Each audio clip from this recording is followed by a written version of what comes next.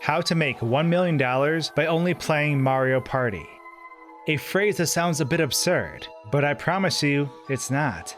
Now to clarify, I'm not talking about coins or in-game currency. I'm referring to 1 million USD, all from playing Mario Party. The thing is, Mario Party has a secret that people have been exploiting for financial gain for well over half a decade now. And the secret is something I noticed and started studying. In fact, it drove me to play Mario Party for 249 days. Yes, 249 days of Mario Party. The same thing over and over and over again. You're the wiener! You got a star. And you might be thinking, that's insane. Your mind would implode. How could anyone actually survive that? You're not wrong. It was grueling. But in order to crack the code, I had to do it. So last year I set off on a quest to figure out the formula. I had noticed clues scattered all around on how it was being done, but without a direct process, they amounted to nothing. I made it my goal to figure out how people all around the world were playing Mario Party extensively and making millions of dollars doing so. The rabbit hole goes pretty deep, so buckle up and join me on this quest for the underground world of Mario Party exploitation.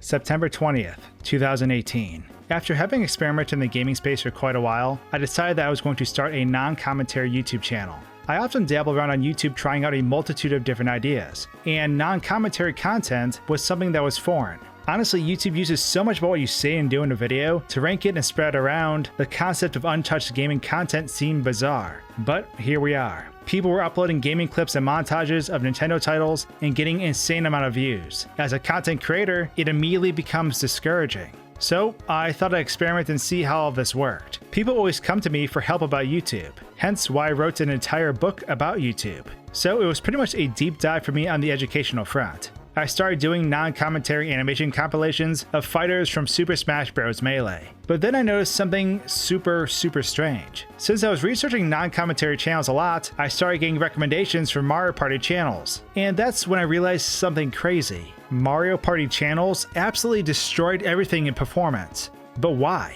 For those who watched my previous video on the subject that I shared in November, this video is basically everything I hypothesized and had questions about answered. These Mario Party channels were simply compilation channels of minigames, but they were getting hundreds of thousands of views per video they uploaded. So of course I found this bizarre, and I immediately changed directions. Perhaps by mimicking their style, I would learn more about it all. My quest to build out a non-commentary gaming channel suddenly became about building a Mario Party sweatshop. For one, I had no idea how any of these channels worked, so I thought I'd build one from the ground up the hard way. And I don't mean that playing Mario Party was difficult. The hard part was mentally putting up with it. So from that point forward, I put out a Mario Party video every single day for well over half a year. Sometimes it was a Step It Up compilation, sometimes it was an animation showcase of the various minigames. I just made sure that a video was put out every day. And all of this was recorded in-house. So while I was making SwankyBox videos and Swanky Zone videos, I was playing a whole lot of Mario Party off the grid. My brother even helped out with the endeavor. We put out videos one after another and waited. And this is what we learned.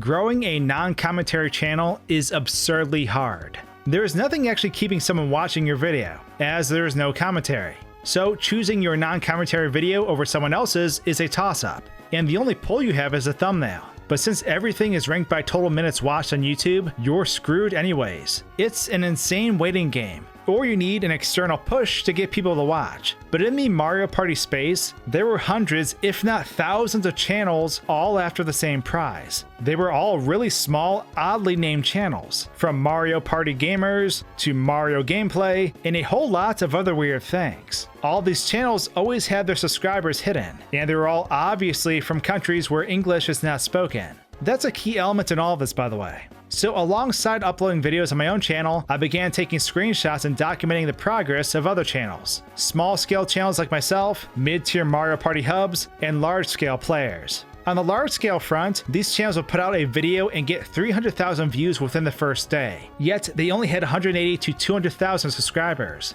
Obviously, no one is rushing to see these videos. It's just straight-up Mario Party gameplay. But I couldn't be 100% sure people weren't showing up either. The thing is, non-commentary channels, especially Mario Party, get tons of viewership from the YouTube Kids app. A mom loads up Mario Party on a device and lets it play for hours on end for her children. So channels pull in tons of watch time because they are getting 100% retention rates back to back. Even on my own uploads, which were nothing special, I'd occasionally have a video outperform others on a small scale, and it was all up to the whim of how it was served up. Because there isn't commentary, there isn't anything barring the video from showing up on YouTube Kids. But this was really only the start of it all, because this whole time I was operating under the precedent that people were legitly operating a channel. But this really isn't the case.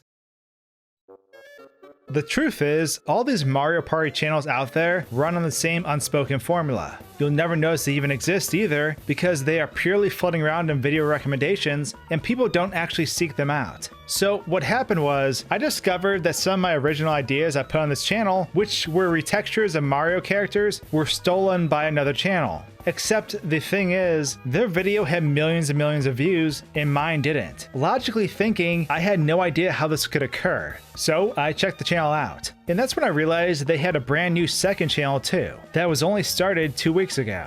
This channel had about 10 uploads on it, and each video got maybe 1 or 2 views. But it was this sub-channel that revealed how every other channel operated. I logged on one day to see that one of the new uploaded videos had 4,000 views, but the video uploaded 6 hours after it only had 1. This was when I realized what was happening. Every channel I had encountered were using non-detectable viewbots to boost their views by a few thousand or more. By funneling viewership directly on the video when it was uploaded, YouTube classified the video as a good upload, and would push it out into recommended for everyone, even if the channel had no audience. Tons of surging traffic with long watch times will do that. So then the video dominates the Mario Party category, gets recommended to hundreds of thousands of kids through autoplay, and the formula gets perpetuated further and further. This had to be viewbots, because even running your video as an advertisement, meaning you pay money to get your video seen, still requires around 24 hours to get approved. But here's the kicker.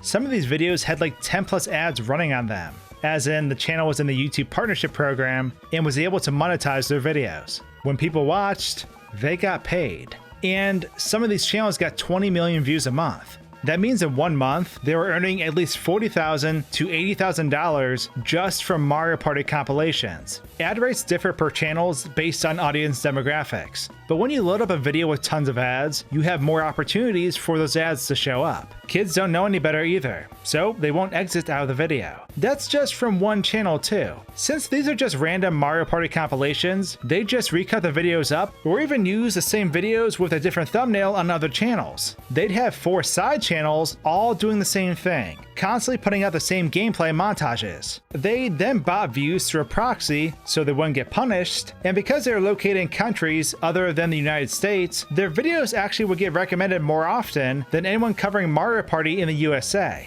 And the reason why that happens is another long story that would take way too long to explain. So Mario Party is being used to farm ad revenues from advertisers, and the people running these operations are able to create their own recommendation vacuums on YouTube to turn their illegitimate views into legitimate ones. You bought your views to secure tons of watch time, and then cut off your bots as YouTube then feeds the video legitimate viewership. And this is what all this time spent playing Mario Party taught me. I've even had my own Mario Party videos caught up in the crossfire of a bot recommendation process, and all my views for the day were from the same demographic in China. Basically, my video I released was similar enough that YouTube sometimes recommended my video after the video that was being botted by someone else. It wasn't until far along on my soul-crushing journey when one of the channels finally slipped up with their uploads and revealed their secrets. But the thing is, no one but the established channels can do this now. YouTube changed their policies about reusable content, and a lot of Mario Party channels magically froze up. Many of these were in the monetization queue waiting to be monetized, but upon being denied for reusable content, the channels had become ghost towns despite having tens of millions of views. Obviously, this policy causes a lot of headaches for established creators, but it was this one policy that grinded all the Mario Party sweatshops to a halt. The kings of the craft dodged the bullet,